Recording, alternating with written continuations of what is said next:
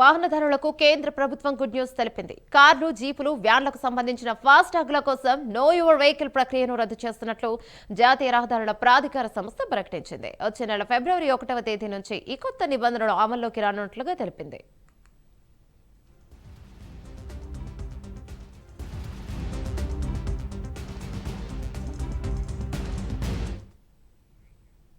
ఈ కీలక నిర్ణయంతో లక్షలాది మంది వాహనదారులకు ఊరట లభించనుంది.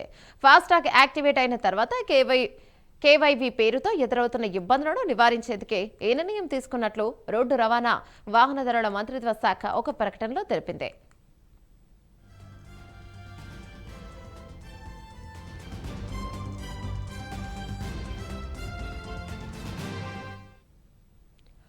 వాహనానికి సంబంధించిన సరైన పత్రాలు ఉన్నప్పటికీ కేవైవి అప్డేట్ కాలేదనే కారణంతో వినియోగదారులు ఇబ్బందులు పడుతున్నారని పేర్కొంది. ఈ నేపథ్యంలో ప్రభుత్వం తీసుకున్న తాజా నిర్ణయంతో ఆ సమస్యలు తొలగిపోతాయని ప్రకటనలో వివరించింది.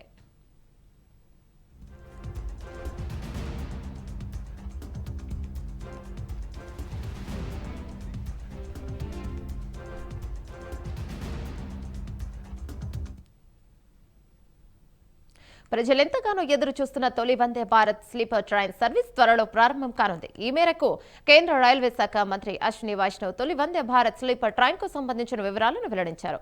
గువాహటి, కోల్కతాల మధ్య వందే భారత్ స్లీపర్ ట్రైన్ నడవనున్నట్లు తెలిపారు. ఈ సెమీ హై స్పీడ్ రైల్లో మొత్తం 16 కోచ్లుంటాయి.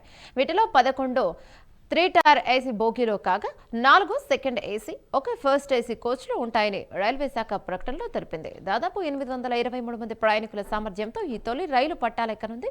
రాత్రిపూట పయనించే వారి కోసం వేగం, సౌకర్యం, అత్యాధునిక వసతులతో మంచి అనుభూతితో కూడిన ప్రయాణాన్ని అందించడమే తమ ప్రాధాన్యమని రైల్వే శాఖ తెలిపింది.